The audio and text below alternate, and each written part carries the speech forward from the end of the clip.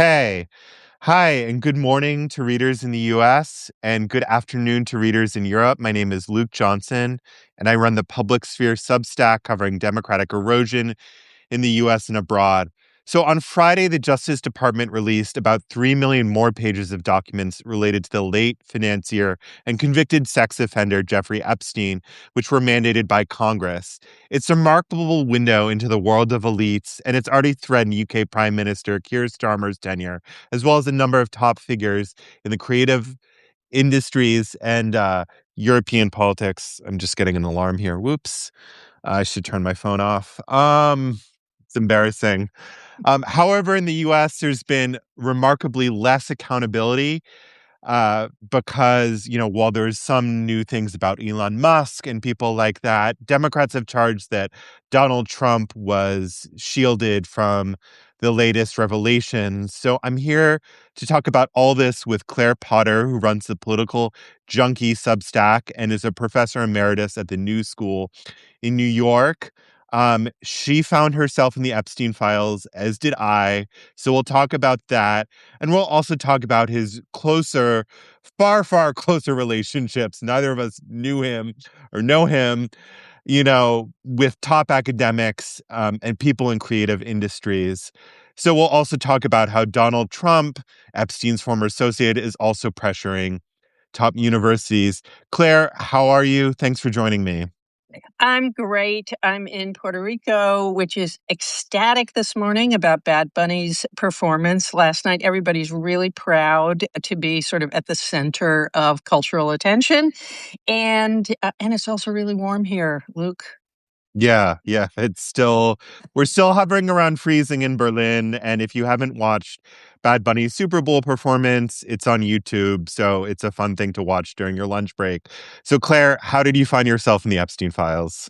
So, Luke, of course, there's 3 million pages, but they are searchable with very simple tools. And so I went in and just threw my name in, and to my astonishment, it popped up. And I clicked on the document, and it turned out to be a 14-page curriculum description for a program that my course was cross-listed in at the New School back in, I think, 2014. And I thought this was bizarre and remarkable. So, historian that I am, which is a lot like being a journalist, you just follow the breadcrumbs and see where they go. What I found was that Jeffrey Epstein was sending a lot of the young women who were in his network of women who he had sex with, he was sending them to school. And, we've seen this before with Epstein, where, like he promised Virginia Giuffre, I think that he would send her to massage school. So we've seen it in very specific incidences, but it appears to have been an ongoing pattern that women, and now we're talking about older women, and I think this is actually something really different about the files post 2012, which is when he moves What do you back mean to New by York. older? Well, they're 18, 19, 20. They're college age, right? College age. Yeah. Right. But they're Yeah. not like 11 or They're 12 not like, yeah, okay. or Or 14. 14, Okay. right? So whatever happened in his mind around that sex offender conviction, when he gets to New York and he has to register as a sex offender in New York, which we can talk about, Yeah. what he realizes is he has to actually use women. He doesn't decide to stop all of this sex with women or using women as playing cards, and it does not absolve him of trafficking accusations, because as a woman you can be trafficked at any age. But it does mean that he's in a whole new group of women, many of whom are using education as a bargaining chip, women who have not had access to education. And so, in exchange for having sex with him and his friends, he pays for education, which is where the New School comes in. Because a lot of these women, and you can see this in the files, they are so marginal, like, they don't know that you have to take your SATs to go to NYU, and you can see things in the files that's, and a dean of admissions writing to a woman and say, "I'm very sorry, we can't accept your application because you haven't taken the SATs." And then she'll write to Epstein and say, I didn't know I had to take the SATs. What are the SATs? Well, this is where the new Wow. school comes in because the new school does not require test scores. It's not exclusive. It's a good and interesting school, but it's not exclusive at all. They pretty much let everyone in who applies. And so I ended up in the Epstein files because one of these young women found this curriculum and sent it to Epstein and said, can you approve me applying to this program? And there's my course right there. So, how did you end up in the Epstein files? So I worked as a reporter for the Huffington Post from 2011 to 2014. And I read your post and I searched my name. And there are like three stories that I have no memory of writing because I wrote multiple stories a day. These were just standard news items. But later, one of my former colleagues shared a article from The Verge, a technology publication. And Epstein was apparently obsessed with the Huffington Post because of his Google results and trying to be respectable.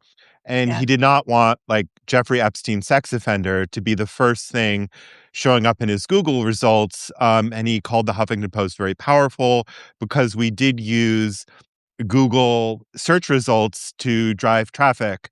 Hmm. We're recording this the morning after the Super Bowl, and there was an infamous post that we used to write called "What time does the Super Bowl start?"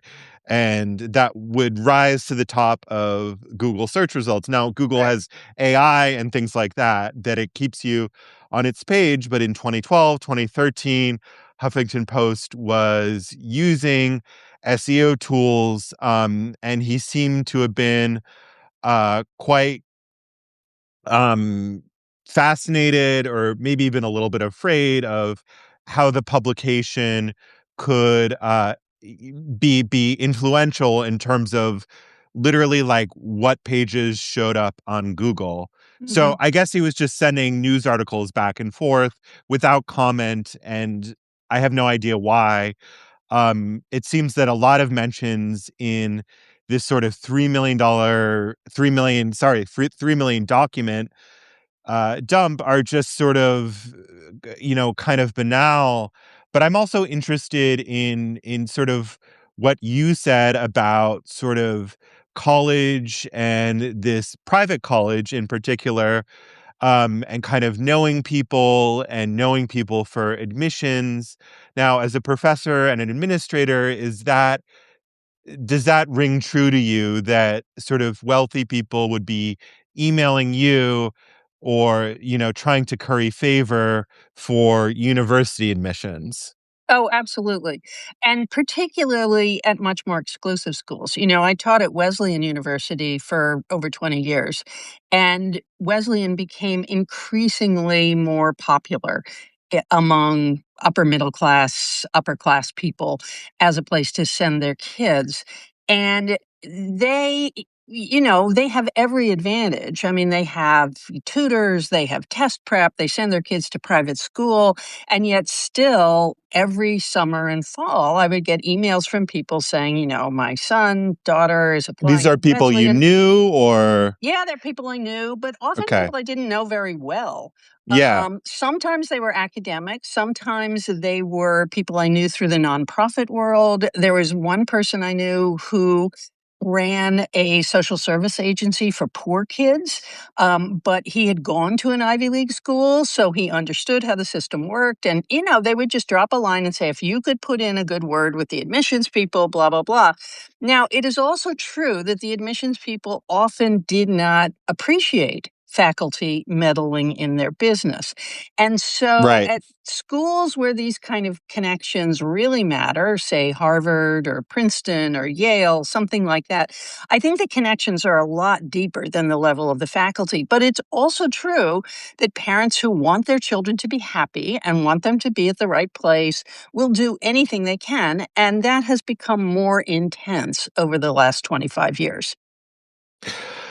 So let's talk a little bit more about the connections between Epstein and top academics and Hmm. people in the art world, people that, you know, you particularly might have been not directly colleagues with, but the kind of people who you might have known. It Sure. seems that a lot of people were not especially in the files, were not alleged to have taken part in the various like lurid sexual activities, but we're really looking to Epstein for donations.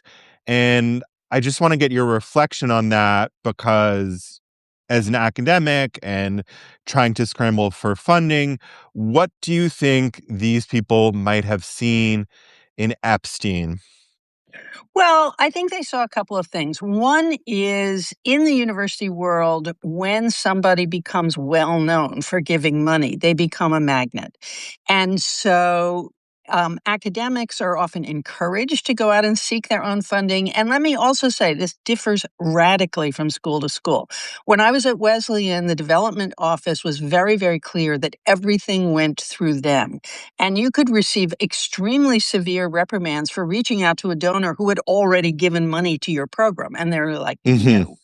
But at the new school, which also has a robust development office, we were all encouraged to put it crudely, contact our wealthy friends at all moments. And particularly for schools that are very cash driven, like the new school or like Bard. Bard is a very prestigious school, but it has also been very cash driven. They were basically supported by George Soros for many, many years. And then when Soros started pulling back and putting his money into other things, Botstein kind of had to scramble to get funding other places. At those places, faculty are encouraged to reach out to people, to impress with them, to socialize with them, to get them on board with particular programs that might interest them. The development office, gives you materials. They'll give you a whole folder on someone. Now, let me say, when I searched the new school in the Epstein files, I did find one of those asks in 2014 in which the development office was asking Epstein to join a board that was going to fund uniting the three art schools into one performing arts college. And the guy who wrote the letter was a very experienced development officer. I mean, I looked him up too. He had been doing it his entire career. And that was a little fishy to me because one of the things I knew from dealing with development at the new school is that they research these people meticulously. There is no way that in 2014, the new school's development office did not know that Jeffrey Epstein was a convicted sex offender and Right. registered as a sex offender in New York. So one of the things that I interpret from that is because so many other people had gone to the trough since 2012, since he had gotten, since his parole had ended. Right. Um, so many other people had gone to the trough. The new school's like, well, why not us? So there is this kind of move toward donors who seem to be funding particular projects. And of course, Epstein was funding projects in the arts. I mean, look at Elisa New's poetry project at Harvard that he This is Larry Summers' wife we're this talking is about. Larry Summers' Yeah. wife, right? Who Larry Yeah. Summers was also screwing around on with women provided Right. by Jeffrey Epstein. I mean, it's just so ugly.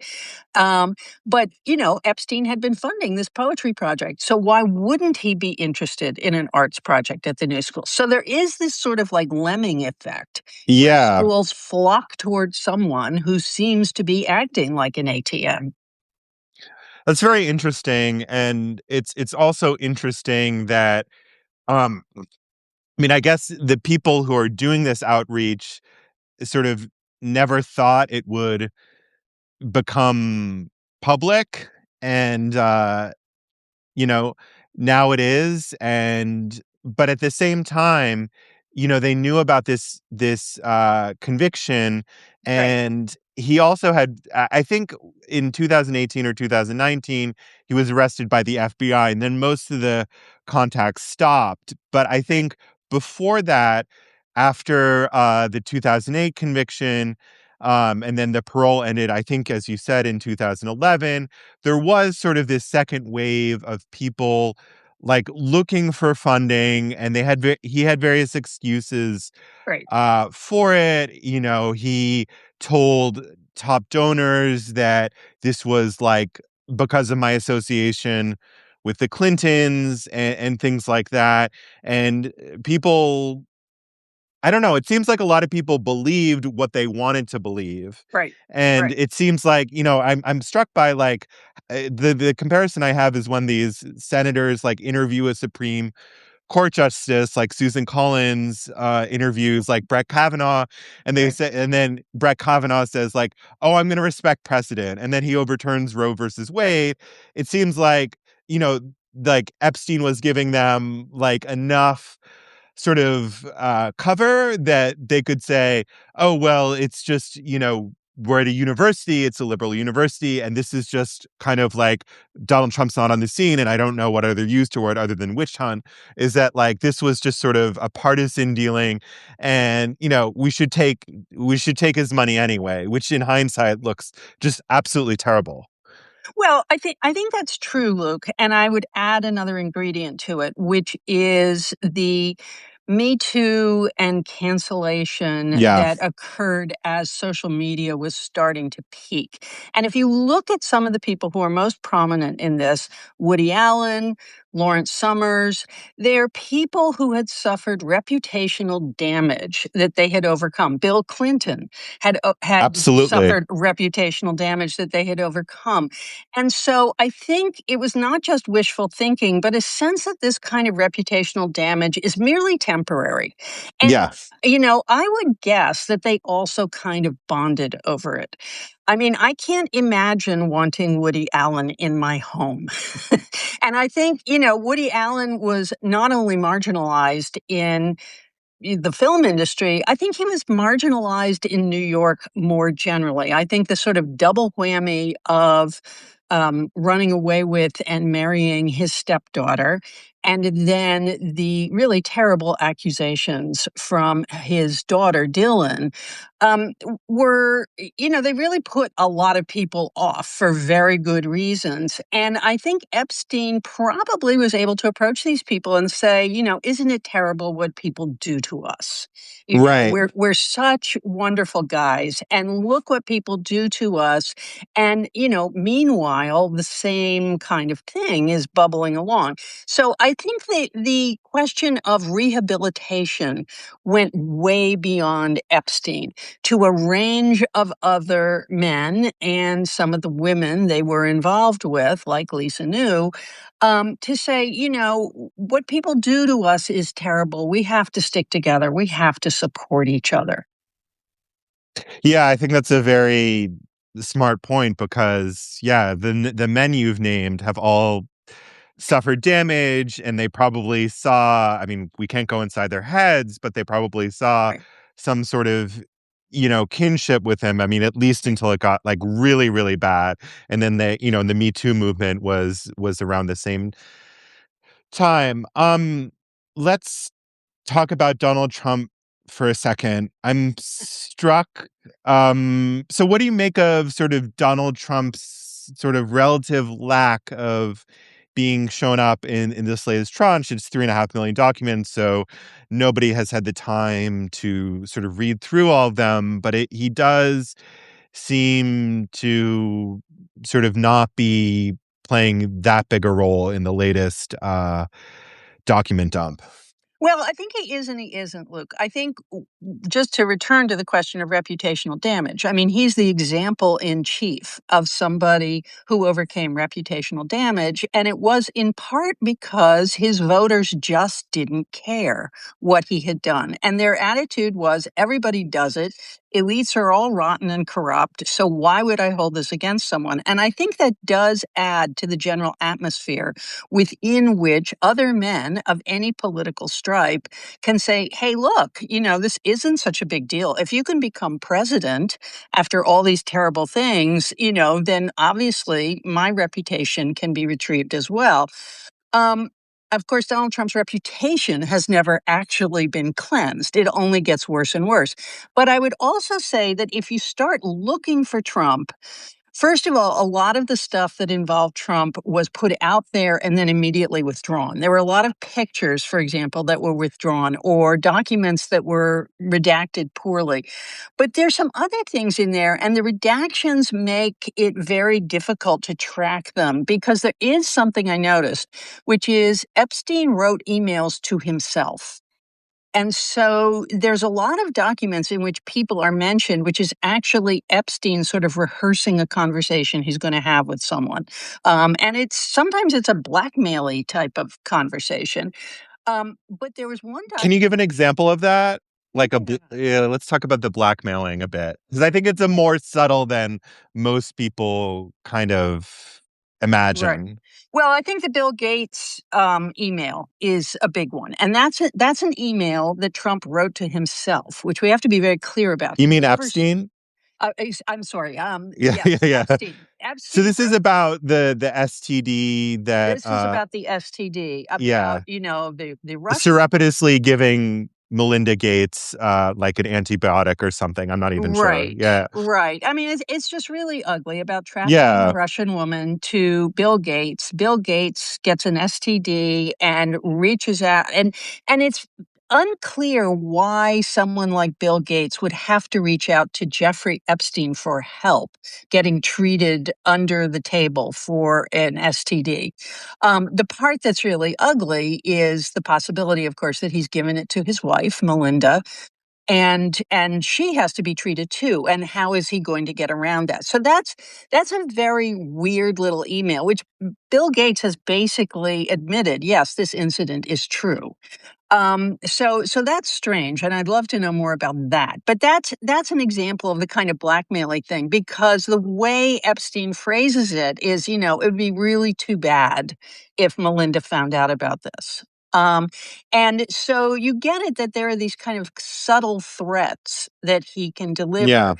But then there's also a lot of stuff about Trump in the previous tranches and in this one, in which Epstein is communicating with Michael Wolff, the journalist, who is famous for having written these tell-all books, and he claims to have these networks Who of gave informants. Epstein like his entire article draft, which is like Right. something you should not do in journalism. You would Yeah. never do that. But Yeah. also, all of this kind of back and forth with Michael Wolff about Michael Wolff saying, or Epstein saying, here's something you can use. Because, of course, Epstein and Trump break with each other, Yeah. supposedly over a real estate deal. But there are others who believe that actually Donald Trump was the informant that delivered Epstein into the hands of the law in the first place. We don't know that this is true, but that is one speculation. Anyway, they break with each other, and Epstein is heartbroken over it on some level. And so he keeps feeding stuff to Michael Wolff, saying, here's something you can use. Here's something you can use. Here.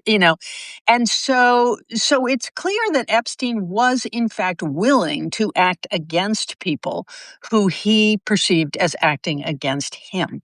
But there's also this great little document, which I actually downloaded in case it disappears. And both the sender and the recipient are redacted. But it Hmm. has to do with Donald Trump. The first time Donald Trump met Melania, it asserts in this document that This it is like in the was. late 90s or something. This is in the late 90s, Okay. and this document asserts that the first time they met was at Epstein's house. And Hmm. and this is an ongoing rumor that part of what Trump has been protecting is the possibility that Melania was actually trafficked to him by Jeffrey Wow. Epstein. And so there's this document in there that refers to their first meeting, and whoever wrote the email says, I remember Trump kept coming out of the bedroom saying, "What a hot piece of A." Um, and it's really gross. Yeah. And I haven't done more searching, but it depicts Trump not just as a sort of low and base character sexually, which everybody knows about him, but as speaking about the woman who will become his wife as a prostitute. And Well, but we don't know it's referring to her specifically. Am I no, correct? we don't. We do know it is referring to her Oh, we do specifically. know What we that. Okay. don't know is who sent the email and who received the email. Okay. That has been redacted. So clearly, it was not Epstein who sent the email. because they didn't redact Epstein's name. Clearly, it was not Epstein who received the email. So it's an exchange between two other people entirely, referring to Melania or referring to Trump, saying she's a hot piece of A. Hmm. So there's some stuff like that that is beginning to bubble up. And I would also say, Luke, and in your job as a journalist, you do this all the time, but all the conspiracy theorists out there are starting to piece together different documents to try to establish narratives, or prove narratives that they have been asserting all along about elites, about Trump, and so on. So it's creating, even though it's not proving anything and not telling us anything we didn't know before about Donald Trump, it is reasserting a kind of ugly buzz about him as a kind of lecherous, silly old man. And Well, this that's is not the very thing that Trump, has been campaigning on for 10 years, that there's this shadowy conspiracy of elites, right. and it seems like he's pretty part of it in this world. Right. And it's so that's why I think some of he's saying like we should just move on from this. Right.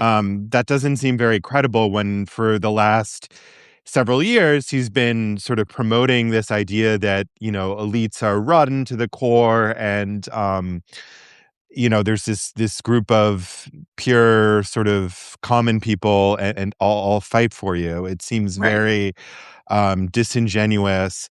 I want to actually sort of combine the two threads we've been talking about. We've been talking about Epstein and his connection with universities. Epstein is a college dropout. He dropped out from Cooper Union, I believe, but he deeply, funded these universities. And Donald Trump um, graduated from UPenn, but at a time when the university, was not very selective. And he seems to have zeroed in on Harvard as sort of the university that he really wants to punish. And there's New York Times reporting about a week ago that he had dropped his demands for $200 million. Now he's saying, I'll sue them for $1 billion. We have no documents to this effect. This seems like another one of his just like, I'll sue you for $1 billion Right. sorts of threats. Do you think Epstein and Trump, they're both sort of scrappy outer borough um, figures who did not go to Harvard or Yale? Do you think they viewed sort of elites similarly, that they were sort of part of this world, but they never actually were on the inside because, they didn't have, quite the upbringing and quite the educational pedigree that others had? I think that's absolutely right, Luke. And I think, the whole Ivy League thing is very strange. And I just want to add one thing to your narrative here, which is there's a great article in the New York Times this morning about how the Justice Department is buckling under these demands from Trump. And, a big part of it is the immigration enforcement stuff that they're having to respond to. A big part of it is people quitting. But a big part of it is that Trump sues people constantly and considers the Justice Department to be his own personal law firm, and they are responding in kind. So suing Harvard and the many negotiations with Harvard has been a huge distraction for the Justice Department because it's unclear what Trump's ultimate goal is.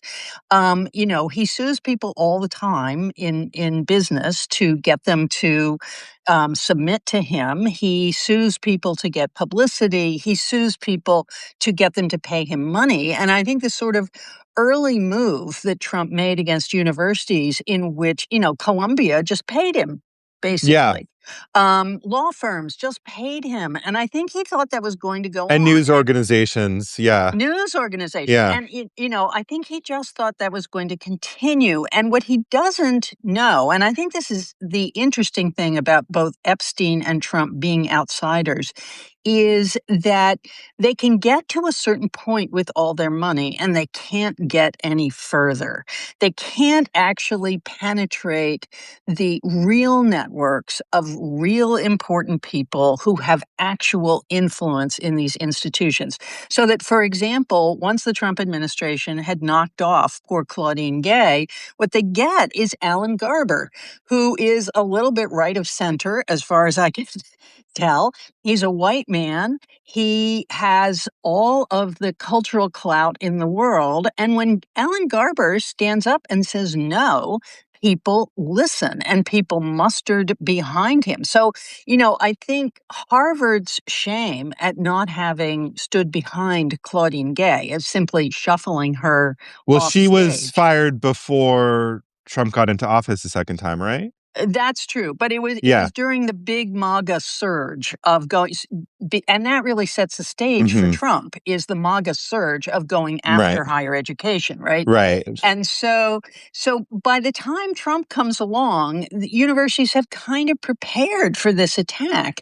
And, and so I think the fact that Trump doesn't actually know much about what universities have at stake, all he sees is a big pot of money and he Right. wants it. And it's really, it's like a protection racket, right? Too bad if something would happen to that nice university of yours.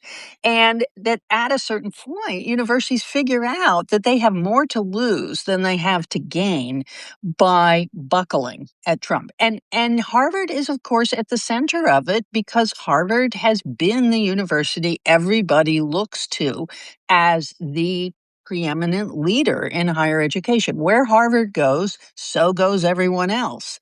And so that really set up this kind of clash of titans.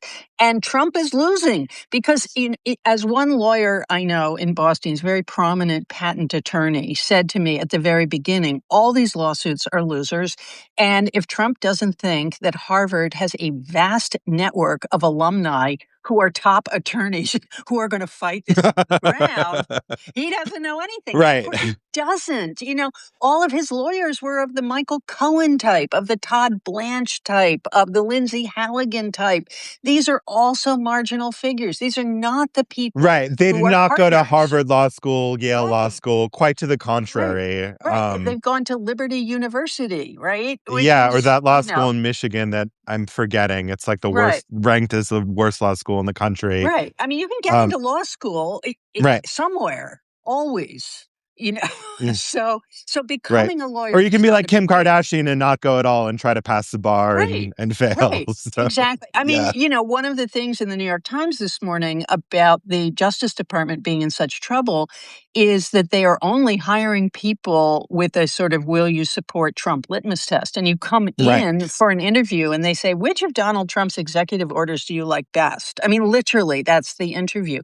And so Right. one of the things the DOJ source said is we are having people, I mean, people are applying over X. They're sending personal messages over X to apply for jobs in the Justice This Department. is the platform formerly known as Twitter. The Like they're platform sending a formerly direct known as Twitter. message, Right. which I wouldn't use to direct messages because it's not secure. But yeah, yeah, Right, but I mean, yeah, you or I could apply for a yeah, job in the Justice Department over X, and yeah. and that these are radically unqualified people. So it's Right. sort of like having the Mickey Mouse Club going up against Power Rangers or something. Harvard being the Power Rangers, Yeah.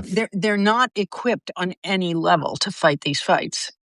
So as the Epstein files sort of continue to be, well, not released, but sort of more revelations come out about them, what will you be sort of looking ahead to, and what will you be searching for other than our own little narcissistic jaunts into our own name?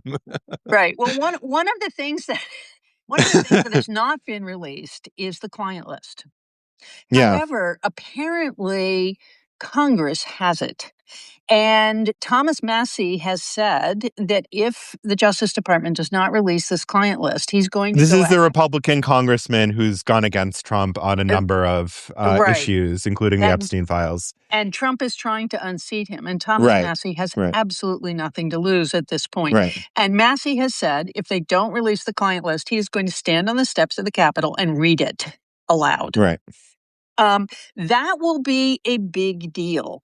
And I think these kinds of things have a rolling effect. You know, Epstein recedes for a while, and the Trump administration uses various tactics like, kidnapping the president of Venezuela to push it off the stage. But it keeps coming back, and there are more documents there. We know there are more documents there, and we know that the number of documents that have been redacted have things in them that there's a reason that they're redacted. It's not that the Department of Justice actually cares anything about these victims. It Well, they released like nudes accidentally Right, of a number of right. victims, which is unconscionable. Yeah. Yeah, which actually has me asking the question, if AI is so great, how did they not use it? Right? Right. But I think there will be more people released on the client list, and I think Trump has created a whole world of conspiracists and empowered a whole world of conspiracists who are not going to let this go. And wrote to a And second term on it, I might add. It's not the only yeah, reason he was elected, but it is a reason. it is Yeah. a reason. Yeah. And so that even though his voters have had a very, very high tolerance for Trump's own corruption, and they don't seem to care about things like that he's made $5 billion off of junk crypto Right. and It's taking kind of hard to put bribes. your mind around. Right, exactly. Yeah. And that there's all this foreign money that has come into Trump's companies that are clearly bribes, people who have clearly paid for pardons, who are, the crypto expert that made him $5 billion is someone who was pardoned, a fraudster. Right. And so even though his voters don't care about any of those things individually, there is a certain point at which his leadership of the Republican Party is, I think, having consequences for the party. We're seeing these special elections where Republicans are losing seats that they have held for decades. We're seeing districts which Trump won by 17 points that are flipping in the other direction by 14 points. A big part of that is immigration enforcement, but a big part of it may be And the that there's a economy. Yeah. and the economy, that there's a Yeah. whole range of voters who don't actually see Trump as providing any kind of moral leadership at all. And I think the constant return of the Epstein files has a great deal to do with that. Well, Claire, thank you so much for joining me to discuss this, and I hope you come back soon. Thank you, Luke. I absolutely will. Thanks for And having enjoy me. your vacation. Thank you, friend. All right. Take care. Bye. You too. Bye.